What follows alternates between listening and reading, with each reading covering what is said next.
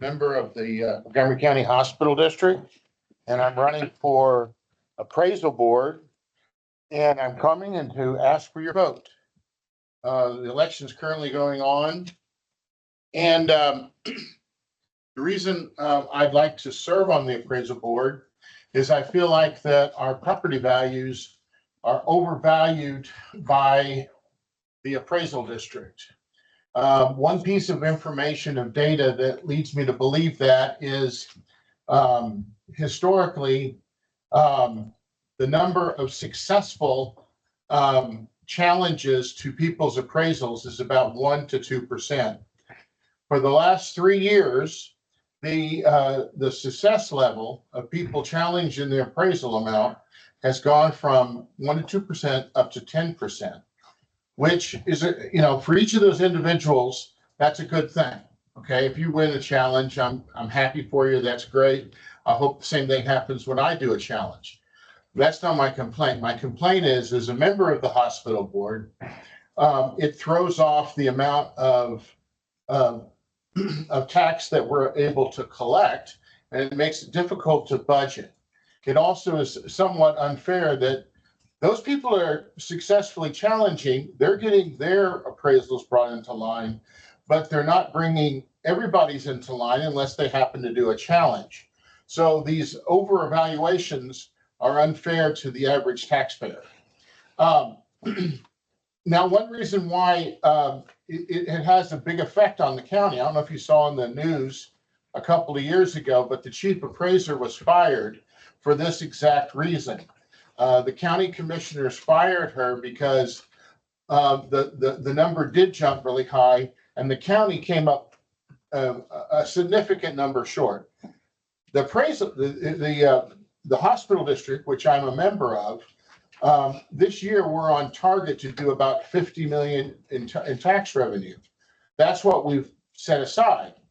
But we're probably not going to collect 50 million. We're probably going to collect 48 to 49 million because of successful challenges. We're seeing it already in our revenues are coming in shorter than what we counted on. That's happened for the last 2 years. It's happening this year. And like I said, it's not fair for the average taxpayer to be at these high levels. The numbers, as we all know, went up a lot during COVID. And there's been a pullback, but the pullback has not happened at the appraisals office.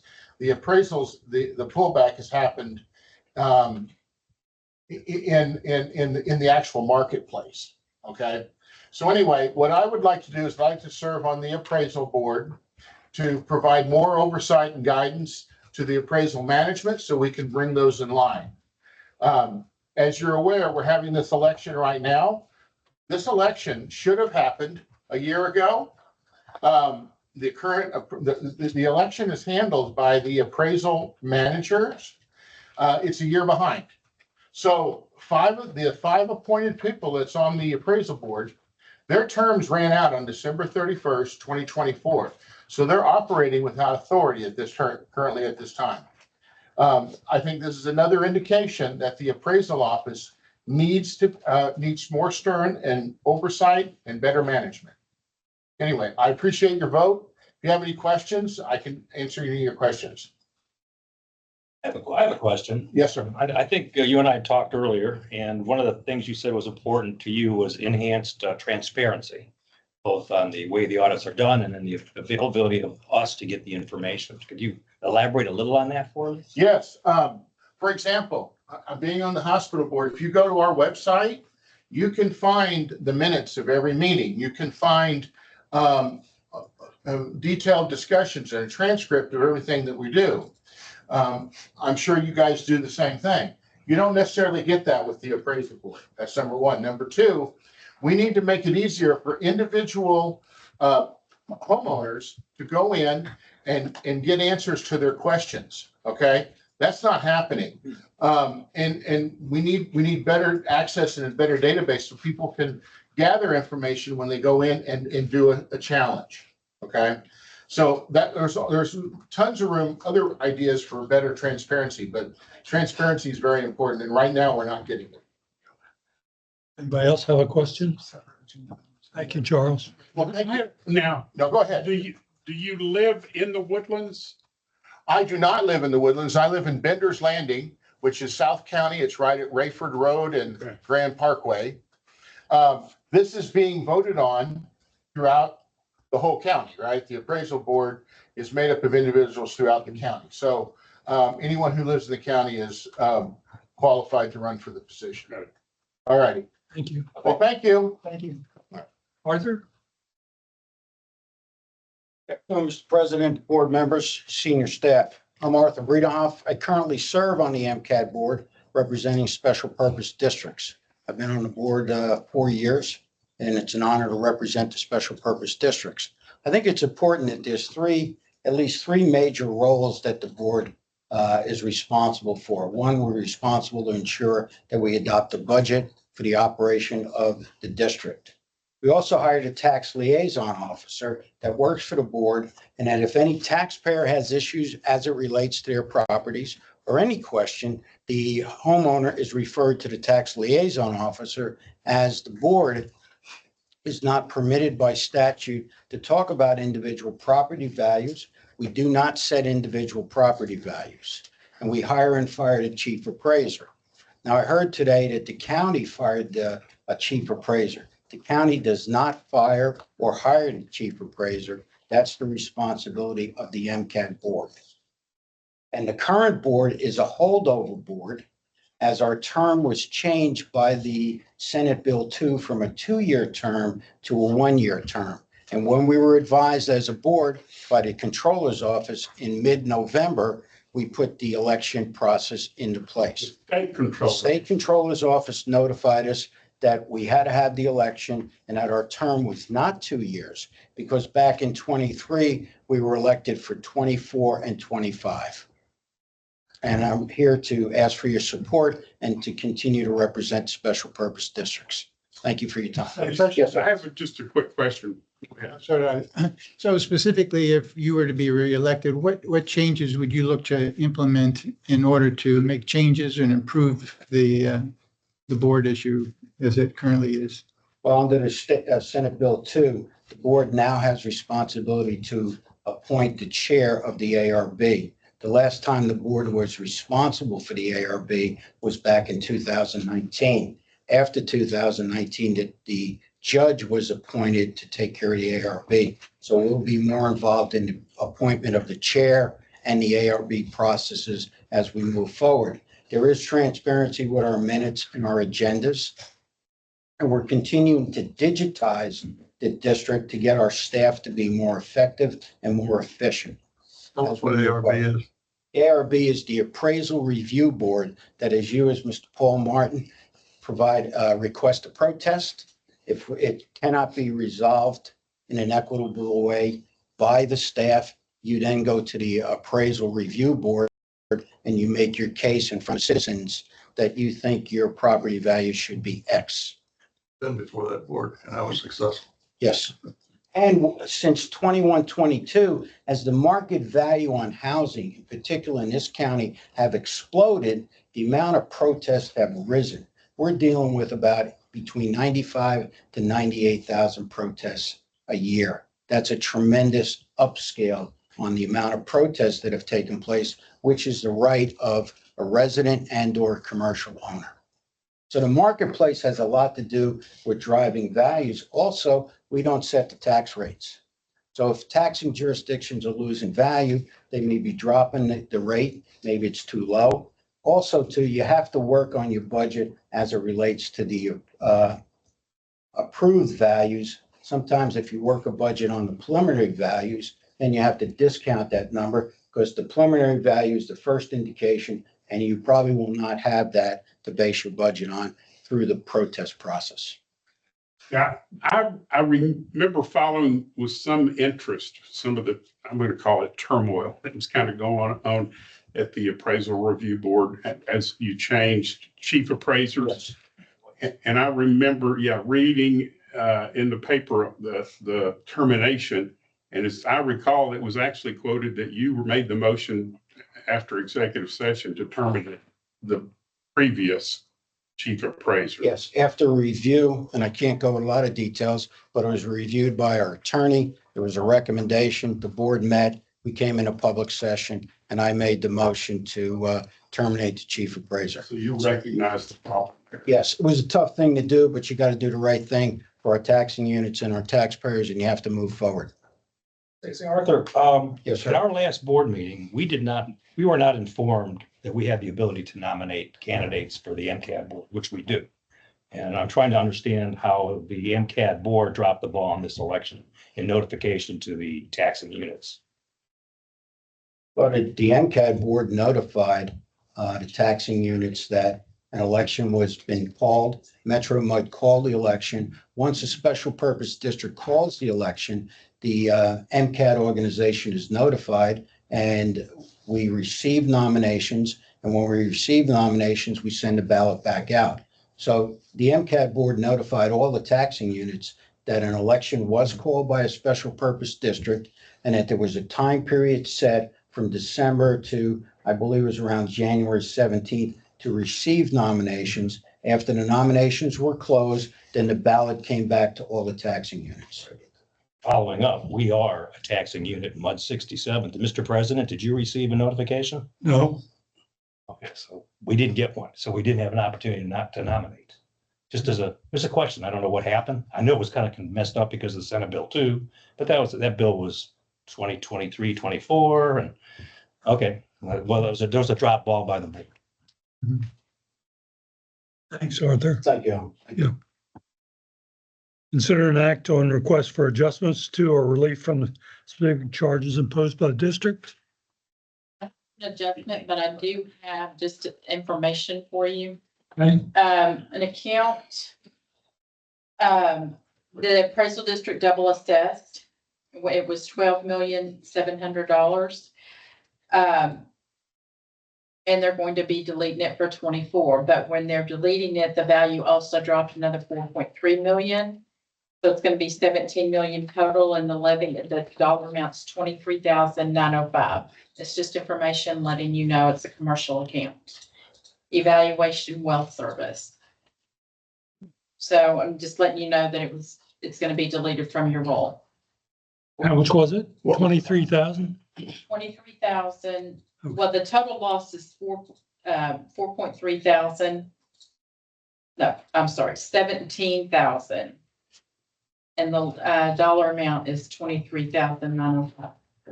23,900. And what was the reason? reason for the adjustment. They double assessed it. Uh, They created the appraisal district created two accounts. The appraisal. They said they're deleting Is that one part of account. that reconciliation issue that you were having last year? No, this has nothing to do with that. No. So I'm just advising you of what's going to be deleted for 20. Okay. Tim, you didn't have any, did you? No, sir. Okay. Are there any items anybody like to remove from consent agenda? I don't want to remove anything. I did want to I wanted to hear if Jeannie had anything to say about number 6, and then I have a comment. Do you have What is it? anything on your item, delinquent tax roll, do you have any comments or? The That one was I just did, Yeah. yeah. Is there something, do you have? Oh no, I have a comment. I've been working with Eric and Jeannie. I had a lot of questions at last meeting about the process we went through in the delinquent tax roll for personal property. And they called us a meeting that I attended with Jeannie and Eric and the tax advisor. And I was very impressed with the quality of their work and the care they take for our taxpayers. I walked away extremely impressed. They're very efficient. I don't think you can get a better job being done. So I want all those people out there, all my taxpayers, to know that I did my due diligence, and I can tell you, Jeannie Scott is doing a heck of a job for the MUD 67 personnel. Thank you. So thank you. Appreciate it. Thanks, Stephen. Thank you.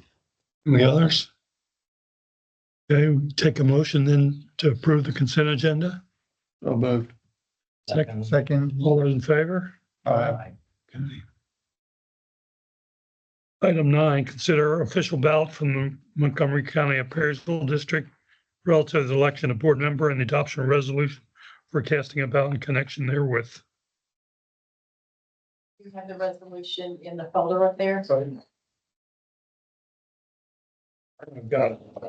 It's in your packet as well. Yeah, I've got it. Their ballot is on page 39. The resolutions. Mr. Attorney, can you please give us a rundown on the election process? It's a two-step or three-step process. It's a Texas two-step for sure. Yeah, well, it's a bit convoluted. This go around even more so with the change to having the term be shorter for the appointed, and they've added elected. Suffice it to say, the job of the board today is to cast your 10 votes out of 1,008 total in the county. 1,008. Yes. Total in the county for your candidate or candidates of choice. You can aggregate all your votes to one candidate. You can split them among multiple candidates. It's at the board's discretion. And then after this process, if there's a winner, I think you've got to have 10% or more. Then 100 or more. Then if there's a winner, then whoever wins will go to the final countywide ballot as the representative for the special purpose districts. And if there's not, then I guess it goes back for a subsequent round. Yeah, they're not 10%, right? Then the majority guy wins. Okay, so that ballot's on page 39 in your package. Find it. But then even if that goes forward, our special districts is what we're calling it isn't necessarily guaranteed to win. No, They still have to go up for vote against the other nominees from the other taxing units.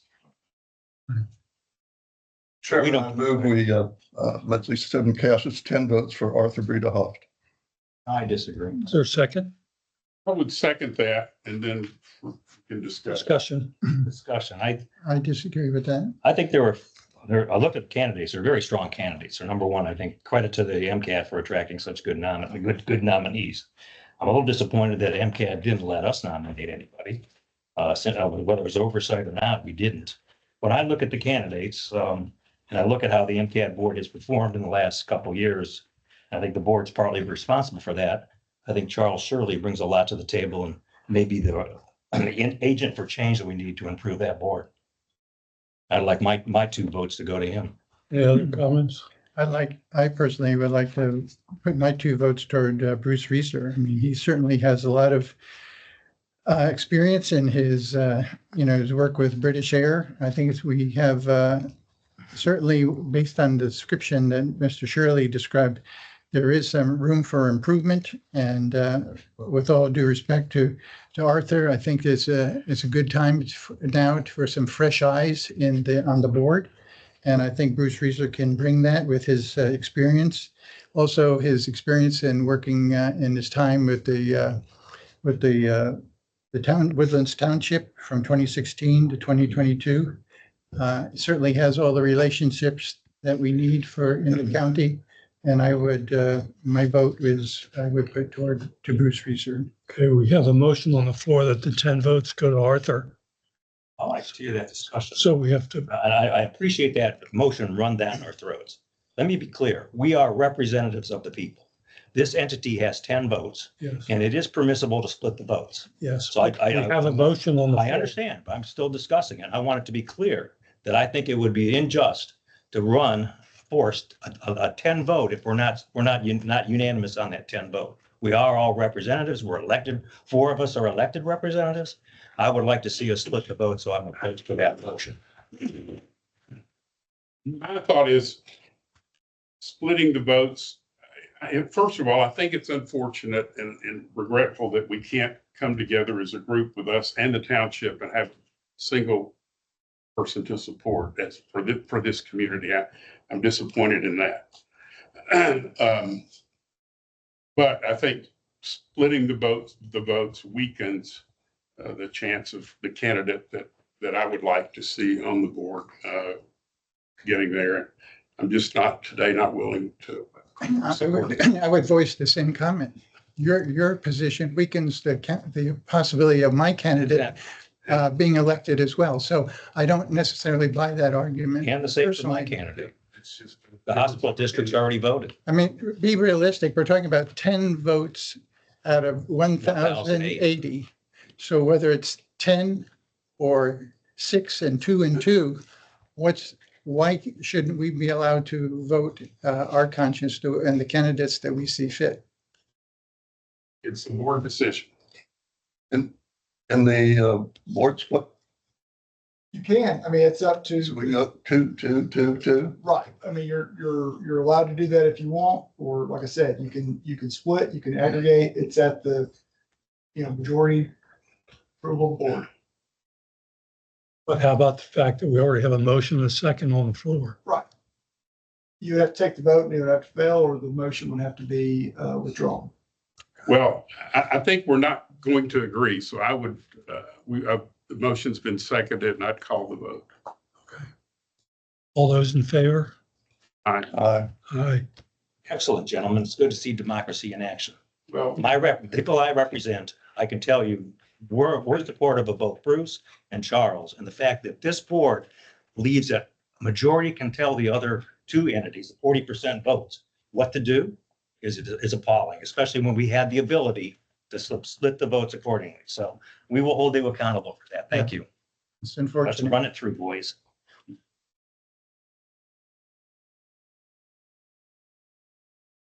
Okay.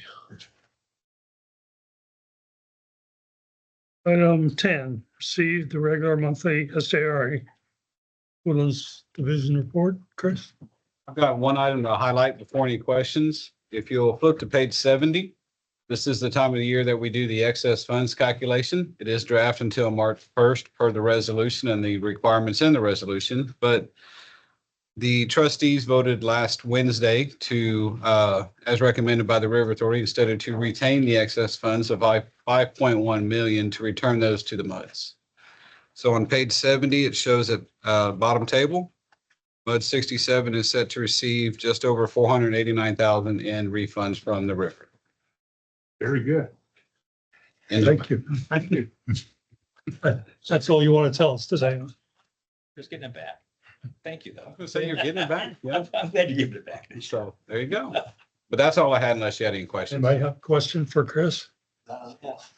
Item 11, receive update regarding status of Bear Branch Panther Wait Bridge. a minute, we done with the report? Yeah, that's the one thing I had to highlight, but if you have any questions or if you'd like me to go through the report, I'd be glad We to. have a couple of things, yeah, for sure. Mostly it was not what you said here, not even what's in the book, in the pamphlet, or in the agenda. It's the two major projects that we have going. We have the AC pipe study. We have the Corolla study. And I listened carefully to the trustee meeting. And Ed gave a really good update of some of the changes with regards to the schedule. Can we elaborate on that at this meeting? Can you give us a summary, Ed, and so we all know what's going on? Sure, thanks. Please excuse my sniffles. They seem to have caught up with me today. Just 1 second. Because I don't have this committed to memory. All right. So the update I gave to the trustees basically said consultants making progress. They have suggested three all MUD director meetings, one in April, one in May, one in June, related to the wastewater treatment plant analysis. And then a separate all MUD director meeting in June to talk about the HDR study on the HC water line condition assessment. So what will be discussed at the April meeting by Carollo will be condition assessment, results, site layouts, and could also provide capital costs. May would focus on the decision matrix, results and weighting, along with the delivery methods for how we're delivering the project, whether it's competitive sealed proposal or what was the other method? CMAR, construction manager at risk. Like I said, my brain is not working well today. If you're not doing well, that's understandable. And then June would be more an opportunity for the MUDs to comment on the information that they'd received today. And then sit down and start having conversations about next step, next path forward on that project. On the HDR study, phase one has already been complete. And it was just looking at the different types of methodology for analyzing and testing the water line pipe.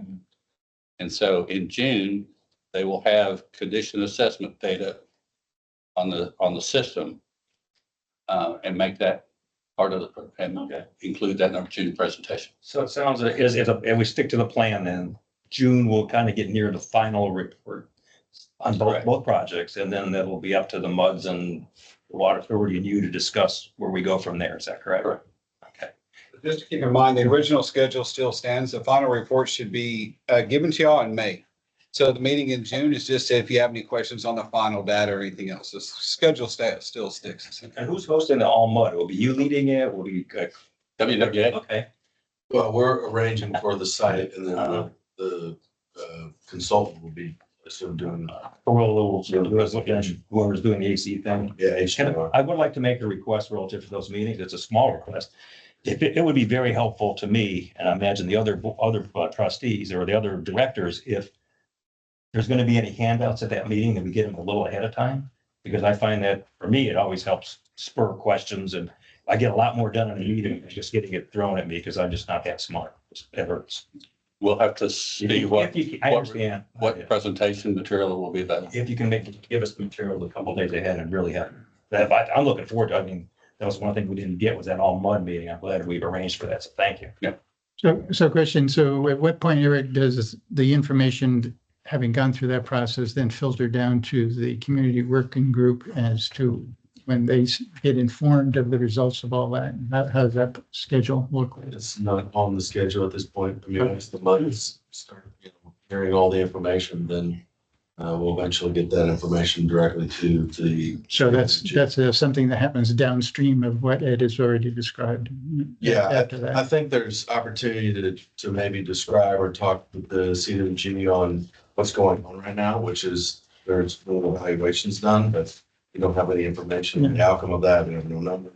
So it wouldn't be appropriate to even guess. Well, that's my point is, I mean, if he's starting to share, if we're starting to get capital costs or something like that, it's not No. appropriate for that to go to that group until the MUDs have opined on all of that. Correct. I think at the next meeting, we'll likely talk about those projects and that they're going through evaluation right now. But Okay, that's although fine. that's the only facts we have today. Yeah, because Okay. I've expressed to Thank you you. my concern that if the project is yet unapproved by the MUDs and we don't know we're Yeah, going forward, that's the not- numbers shouldn't be released, right? That's not a thing. Oh, good. Yeah. It's not gonna Okay. happen. Okay, thank you. Okay, thanks. Other questions? Yeah. Are you still you're still doing your report? I mean, If you have questions about SRA, I do. that's us. We had a fire that you're not reporting on. Can you give me an update on the fire at the dam? Yes. There was a small grass fire on the west side of the dam, north of the spillway, that happened on a Saturday. It was reported just a little bit before 4 o'clock. I'd have to look at the calendar to figure out what day it was. We would have been able to. 25th. Coming back, that's. We got a call from dispatch saying somebody had reported a fire. Fire department responded, put it out. I got a call from my Lake Conroe division manager who's over the Bear Branch project. And he told me about it. I was on my way into the Woodlands. That was about 4. I arrived on site about 5:10, 5:15 roughly. I saw 2 young boys on the embankment. Talked to them briefly, asked them if they knew anything about the fire. They told me no. I didn't get names. And then I reported to Eric around 6. Because that's kind of our protocol to say, you need to be aware of this so you can share it to whomever you need to share it with. I've had multiple conversations with the sheriff's department within 48 hours of that date. And my understanding, they know who did it. They have talked to them. They have, I'll say, assigned them community service because they are juveniles. There were some pictures released to the sheriff's office and to the Montgomery County Reporter unbeknownst to me, well, I knew because I authorized the release of the photos, but unbeknownst to me, in that group of photos was the photo of the boys. And so I understand that it was on social media for a short period of time and then it was pulled down. To my knowledge, no names have been released. That's fine. Yeah, I appreciate So- that. They're juveniles. I think that's right. And we left it up to the sheriff's department and the JP to state what community service needed to be done. I think the fire department said they had a few hoses to roll up and lay out and little other work around the fire station. Talking with our in-house general counsel, we were not interested in having a community service project on our property. You see any future costs relative to the dam for us since we're the paying entity? The one thing we need to look at, normally fire will burn off the mulch. A lot of people do that in the farming community to get the plants to grow back quicker. We need just to look at it and see if we need to go in and seed it with winter arrive until spring arrives and other grass starts growing. We typically have Bermuda, so it would have only scorched what's on the surface, deep roots. We're getting plenty of rain lately. As soon as we get some warmer weather, grass will probably start growing. So probably very nominal cost. We had one of our staff get called out. That's probably 3-4 hours, but that's built into our budget. It was a relatively minor event. Very. But I can tell you that a lot of the mud directors that are tied up or associated with the lake or the lake and the dam got calls from residents that saw it on social media and asked what was going on. None of the directors knew.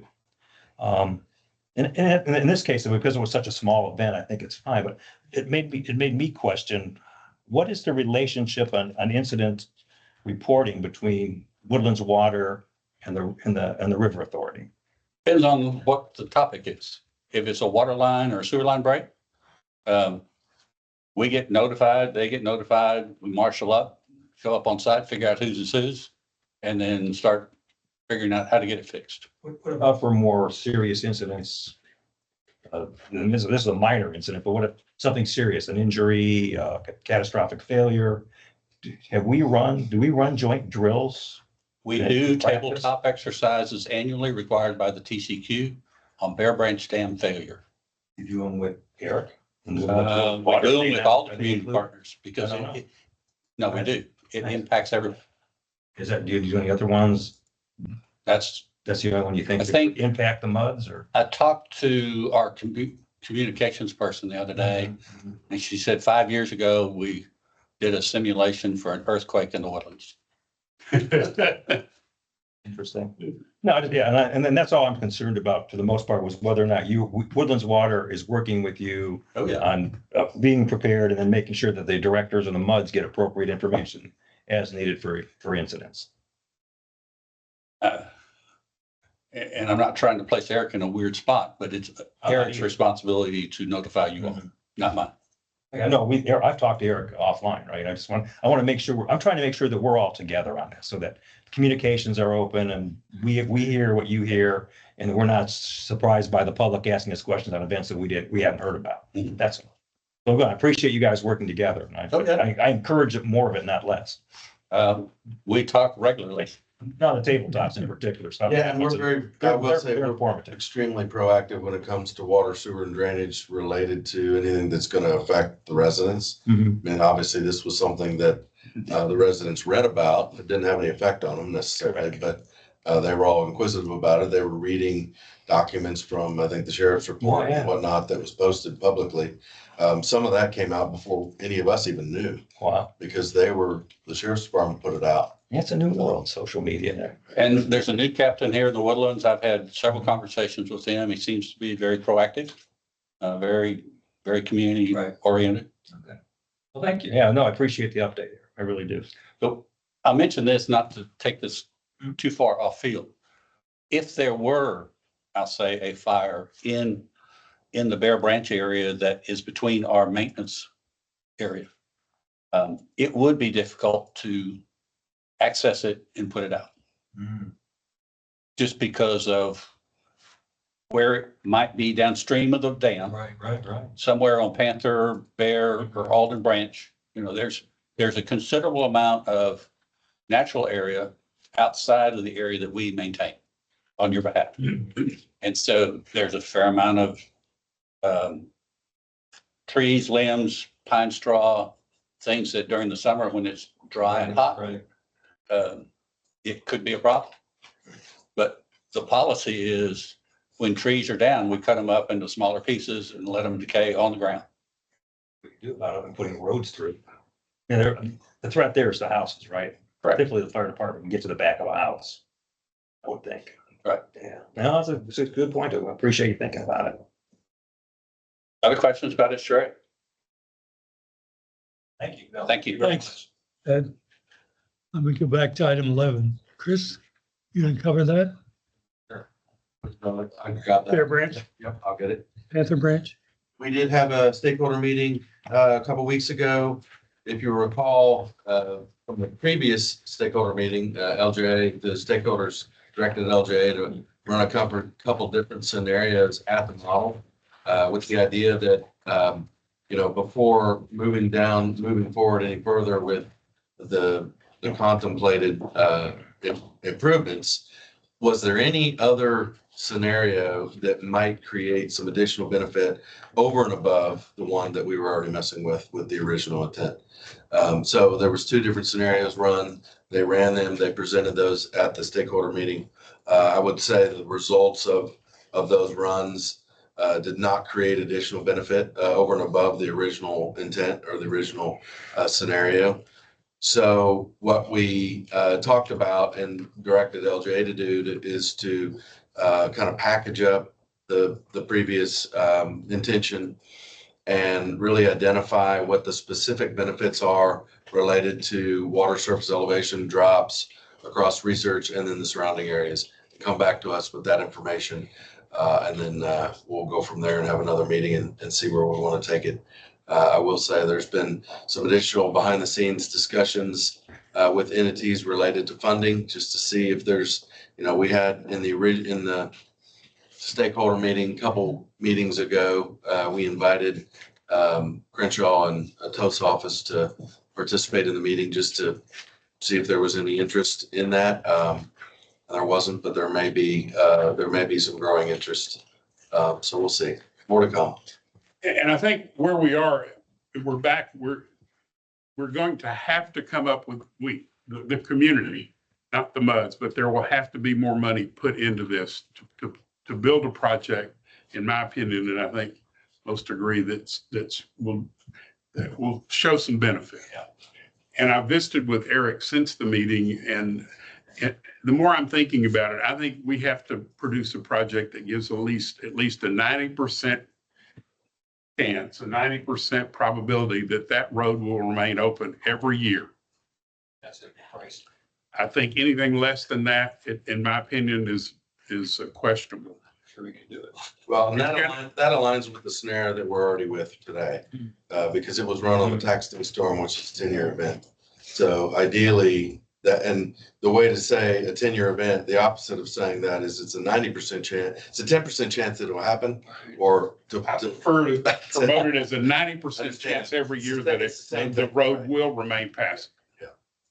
And the benefits will be seen. We haven't seen that yet, the studies have. Anything we modeled so far. Well, the original would have been more than that, The but original was based on the wrong model. that's right. Yeah. Well, the temporary. So anyway, I think I want to let you know that as we move forward, I'll be bringing that up, to talk about it and try to get consensus from the group. Yeah, and once they finish this latest look at, actual footage across research, I think there was, the original was around 3 feet, the new run was around 2 feet. And so we need to look at that and say, okay, is what we're getting truly gonna create that ingress egress that we're talking about across research? It'll obviously have the side effects, around the area, Benefits around the benefits to the communities as well, obviously. To the low-lying areas. So in process. Oh, thanks. Any other questions for Eric? Right? Turner's report? Well, under the attorney's report, I've been updating folks on the legislative session. So we finally have committee assignments in the House. It took them quite a while, but we have those now. So they will start to schedule hearings and start processing bills. The Senate, of course, is already a lot further along in terms of considering bills, moving things through committee, passing bills. So expected things have already been passed by the Senate are probably going to sit in the House for a couple, 2 or 3 months before they are considered. So it's slow going over there, but it's about what we expected coming out of the change from the speakership. So that's where things are there. Very early in terms of monitoring bills. There's a handful that we are keeping our eyes on. You may have heard some of those discussed at the AWBD Winter Conference. If you were there, one of my partners, Diana Miller, presented on that topic. And also reported on a few at the trustee meeting last week.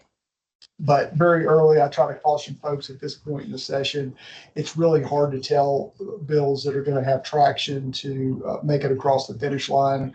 There's roughly, each session, there's around an 85% kill rate on bills. So very few that get introduced ultimately make it to the finish line, and we don't really get a good handle on the ones that have a lot of momentum until March or April.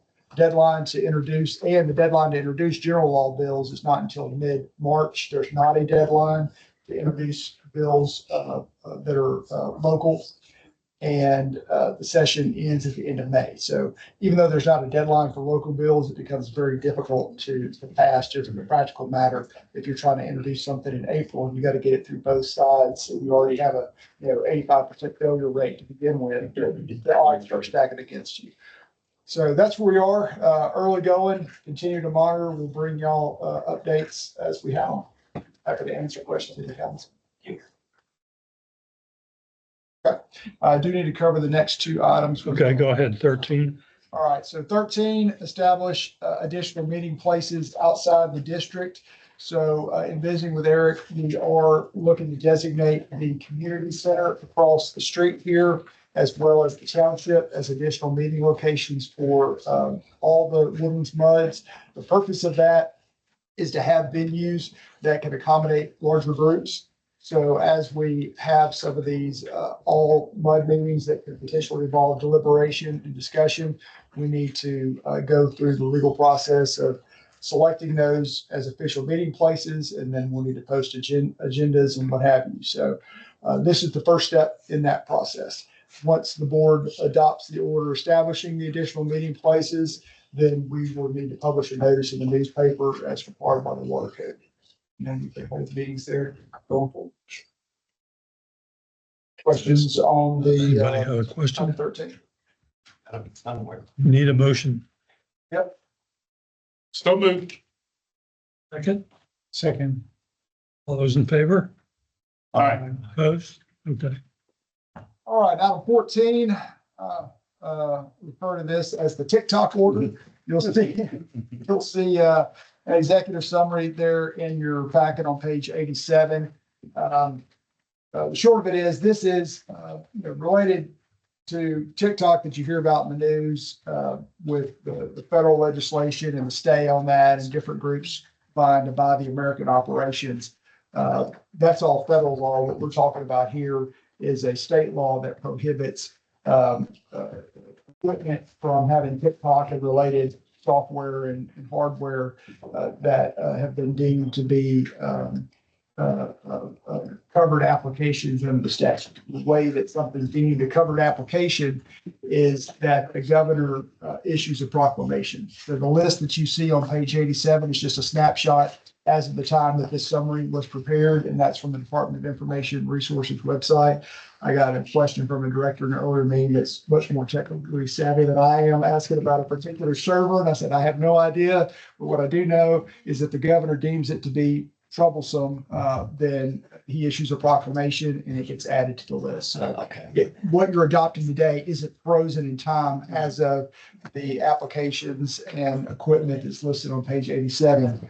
It will evolve over time. And I have visited with Eric about the policy. He said that there's no issues in terms of compliance for, the equipment that's owned and leased by the Woodlands. I make a motion, we approve it.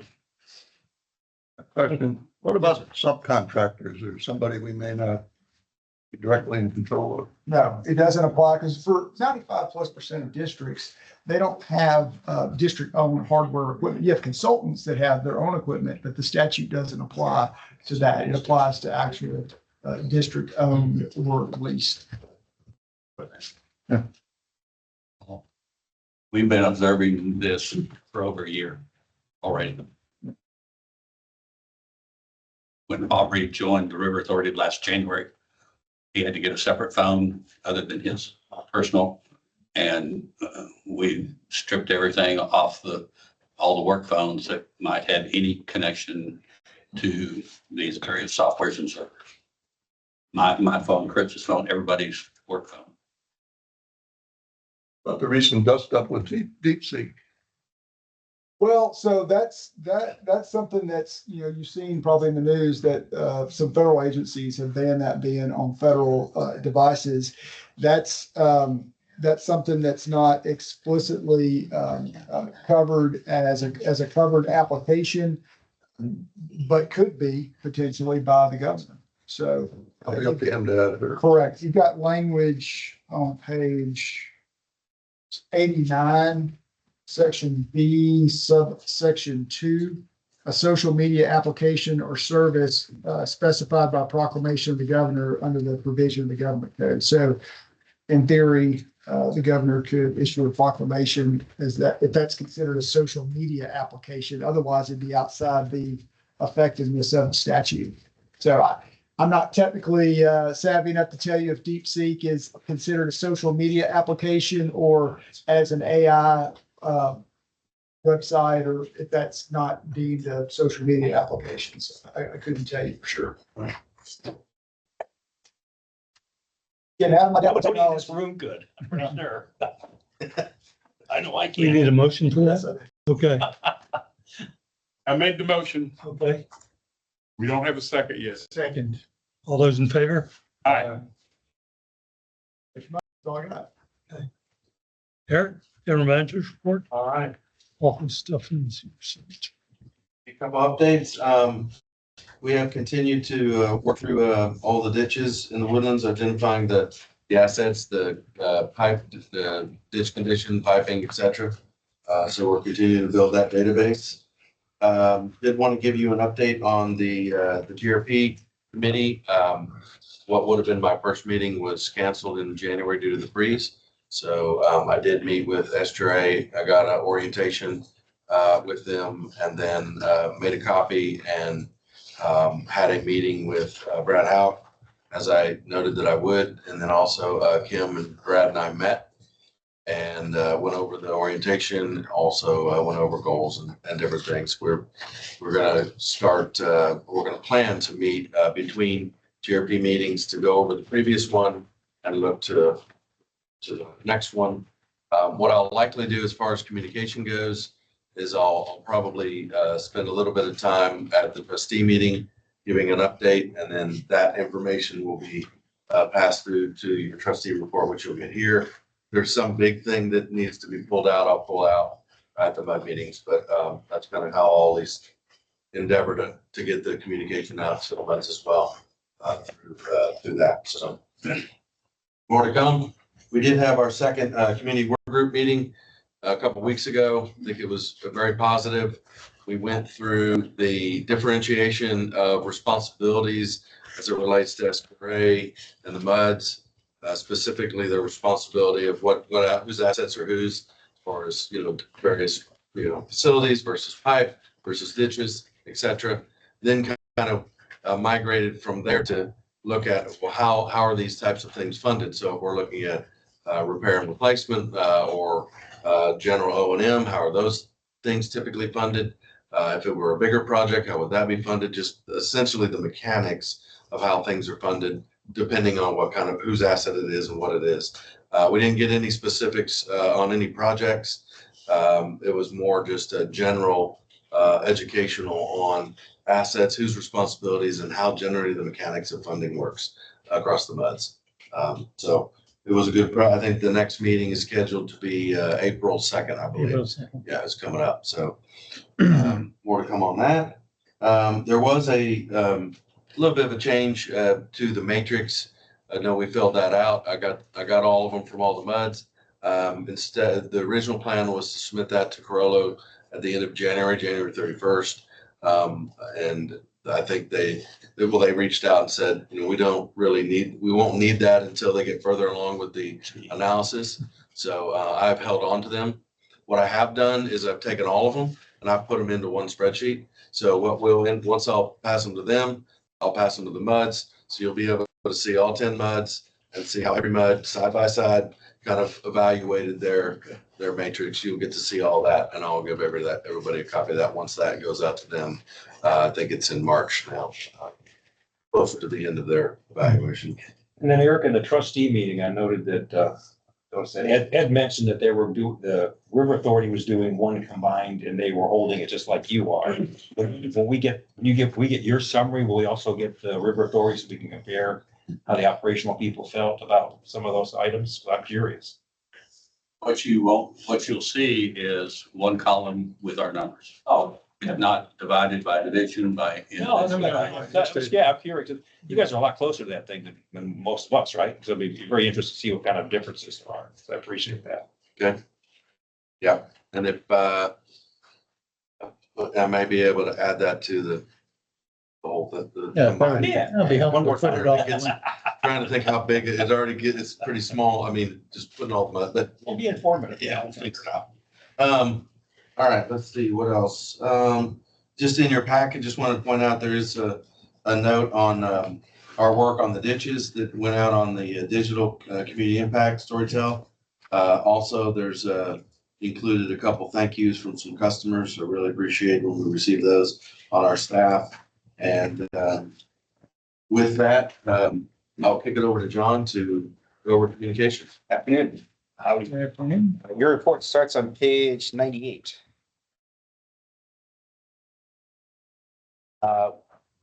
We're exiting the first quarter of our strategic plan right now, which is focused on Storyville water. So we'll be moving into water quality this next quarter. So you'll see a lot heavier emphasis on that. Starting with our bill ad, this next bill will have a water quality bill ad on the back. We got an outreach calendar there. I'm starting to populate that a little more as spring is on the horizon. And then really just wanted to, other than that, just focus on the annual update. Jim and I have had a lot of back and forth. Really appreciate that, Jim. Thank you.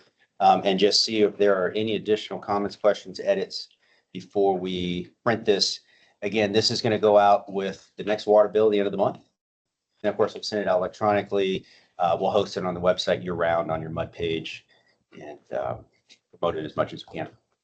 What I added in there that was a little different or unique was the information about Hughes Landing. I don't think most of our MUD 67 residential customers understand what really a nice benefit that is to MUD 67 to have that high-end retail, commercial, office, restaurant as one of our taxing entities in their community area. And I just felt like it was worthwhile to put that in. I agree. And I can remember when we voted to absorb that section into It this didn't happen district. by accident. It was a plan. It was the vote was 22-2. And those two lived in Windsor Hills. Wasn't me. No, Something like that really does drive down your tax rate. because we had no commercial property at all before that.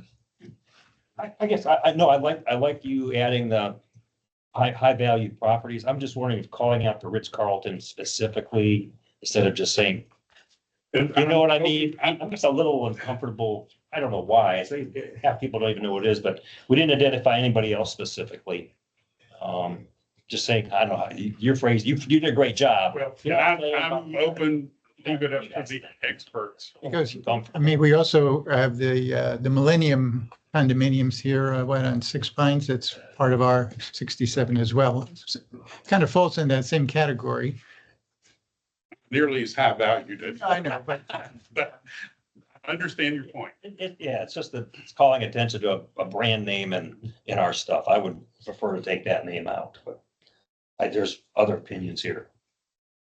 I don't have any objection to that. It's You want to just, main thing I wanted was Hughes Landing, just to Yeah, get that whole- that understanding. was good. because a lot of people don't have any idea what that structure is going up is Ritz Carlton. So it may not mean anything to a lot of people too. So The new condominiums, I just think, I think that's a good catch. It's a good fix.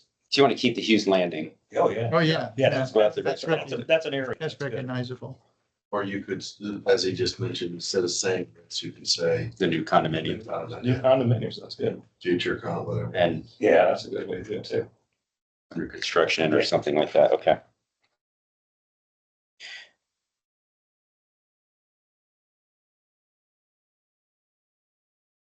I want to say Lakeside to not concern folks about where the condominiums are going to be located. We're talking about being more vague. That's a- I like that. May want to mention Lakeside. Yeah. Takes the name out, but it gives it, they understand Yeah, what we're talking The about. brand names. Yep. Yep, that's a good, that's a good change. I mean, it's kind of a technicality. I mean, on the tax exemptions, I mean, it increased from 30 to 40 was actually part of the 2025 business since you did it in January. You know. I mean, you hate to wait until next January to tell them that you did it, but whether or not that goes into 2025 business, I don't know. Yeah, I'm just, kind of fiscal year just 24, just an 25. idea. I get up front. I think we're doing a good job by our residents. Oh, yeah, I know I'm not you- questioning that. I know I'm not you do. questioning that.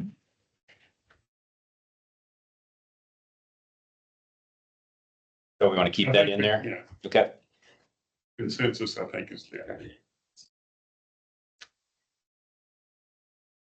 Anything else? Yeah, page 94, if you would help me there. I've got a request. I don't know if you can do it. On the MUD 67, 24, 25 door hangers and disconnects. I'm wondering if you can do something similar to what you did on was done on the previous page, the monthly consumption, where you have 2 years side by side on your bars, so we can see change over time if things are getting more active on door hangers. Yeah, I think it would be informative for me to watch the trends and see if we need to be aware of anything else. So that'd be great. Thank you. Along the same idea, I was wondering, well, the door hangers and all of that is all interesting. I was wondering whether a graph kind of showing over time MUD 67's participation in with the smart meters or participation in Water Smart might be a, The account registration over time. yeah. Yeah. It's gonna, have that data. I keep telling all my Because neighbors. we're certainly talking a lot and Yeah, we're yeah. trying to promote that. Let's show kind of what the progress has been, you know. I'm sorry, did you want to see that you want to put that in your Wherever- annual whether update? It's in your piece or over here. I mean, it Oh, just- for your, Monthly update, yeah. It would just be part of the monthly update. To show ads and progress over time. Oh, from MUD More 67, visibility to it. Okay. Or, MUD 67 relative to the rest, Right. whatever creative way Yeah. you would Yeah. express that. But I think that would be useful. Something I have on my list to develop. Yeah, you bet. Okay. All right. Anything else? Thank you. Thank you. All right.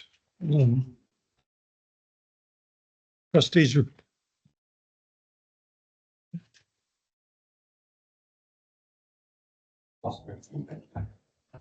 So,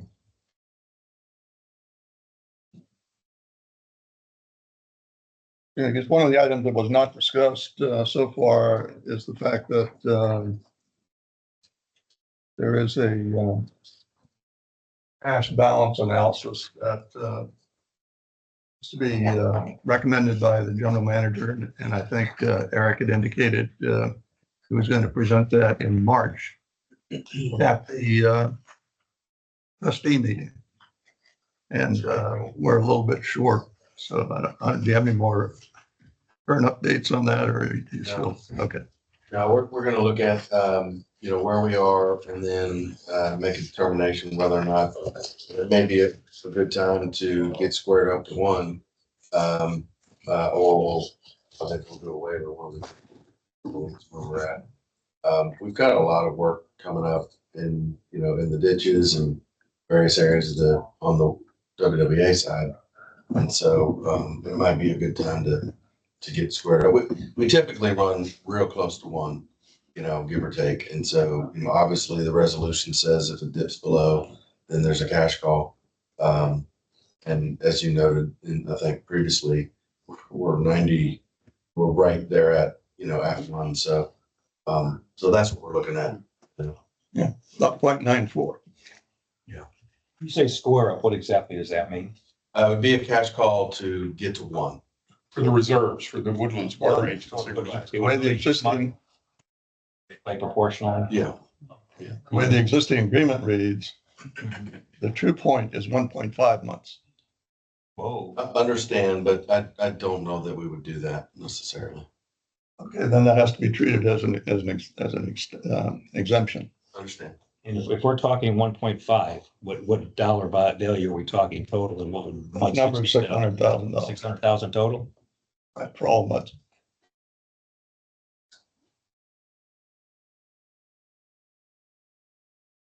Our new X6 funds would just about cover that. Yeah. Good time to get that SJRA reimbursement. Any more, Chris? Maybe. That's all I have to add. Hey, do we need executive session? No? Matters for future agendas? Yeah. Hearing none, the meeting is adjourned.